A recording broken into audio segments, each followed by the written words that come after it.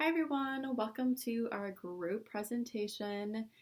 So this presentation will just talk a little bit more about the book called Dare to Lead, which is written by Brene Brown. Some of you may be familiar with her works, others not, and that's okay. But Brene Brown is primarily known for her TED Talk, which is called Rumbling with Vulnerability. She's done many over the years. But she is very well known for that one. And then she is also an author and has published several different novels that just talk about leadership and her experience her experience as a social worker. Just before we get started, just a little bit of background and history on Brown herself. She is a research professor at the University of Houston in Texas, and she has her doctorate in social work, which is really awesome. She was a professor there also and taught different social work classes for a little bit. But again, she's very well known for her TED Talk called The Power of Vulnerability, in which she shares her personal experiences and stories and knowledge surrounding that topic. So that's pretty cool. And she also is married and has 2 kids and lives in Texas right now. So just a little bit of background on the author before we dive into the details of the novel. So just the overarching message of Brown, she offers a lot of different tools and information and knowledge in this book on leadership skills and developing these perspectives and just really living into our greatest potential. I think she does a good job of accurately describing what a good leader looks like in the context of today's society, but she also recognizes the imperfections and failure and mistakes, and she kind of uses those to a learning advantage. And so that's pretty cool to see and hear about her personal experience with that. But she also encourages vulnerability, kind of relating to her TED Talk. But she encourages vulnerability in relationships, both in a professional and a personal setting. And she also encourages the characteristic of empathy. And for me, empathy and vulnerability are sometimes a little bit more difficult in a professional setting, but I think this is really important. And Brene talks about just how we're able to develop these characteristics in a professional setting and how that improves the overall organizational culture, which I thought was really cool. But she also helps the reader and the audience overall understand their various strengths and weaknesses and how we can use these both strengths and weaknesses to our advantage and just learning from them and again how to best utilize them in today's society regardless of what career you choose to pursue.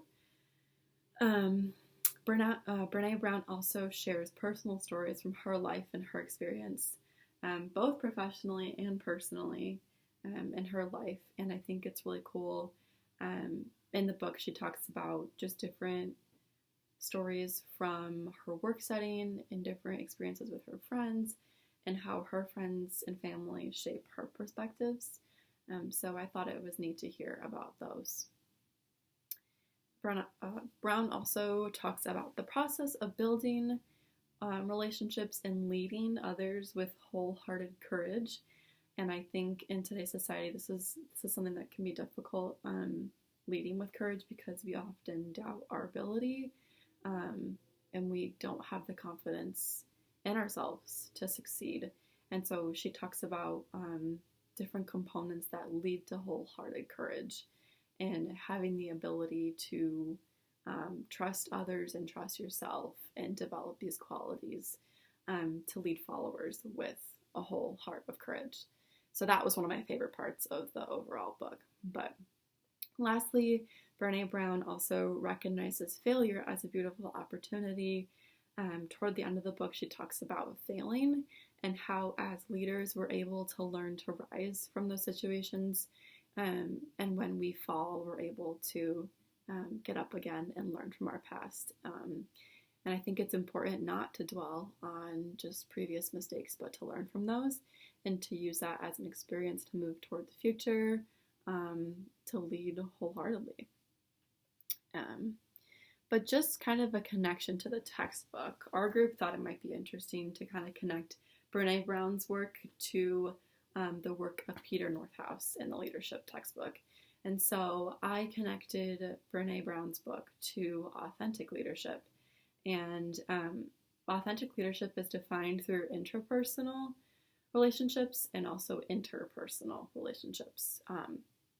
So interpersonal relationships looks like connecting with others, interacting with a follower and a leader in a dyadic relationship. So that's interacting with others in a professional or personal environment, where intrapersonal is focusing on your inner thoughts, beliefs, and values.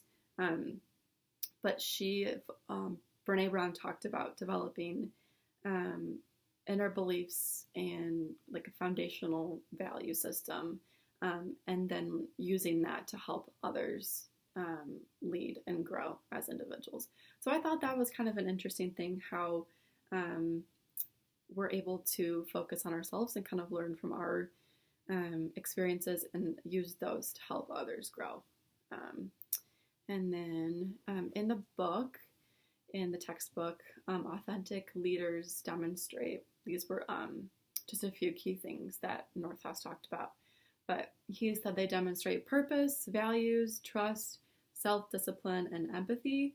And there's a quote on page 200 that says, leaders understand their own values and behave toward others based on their values within. So when I connect this to my life, I think about how I behave and treat other people based on what I believe. And I think a perfect example of this is I was raised in a church, and I was taught that I should love others as I love myself and love Christ. And I think this is, well, I'm not always perfect in this. I think this is a great way to just kind of live out our lives, especially as a Christian.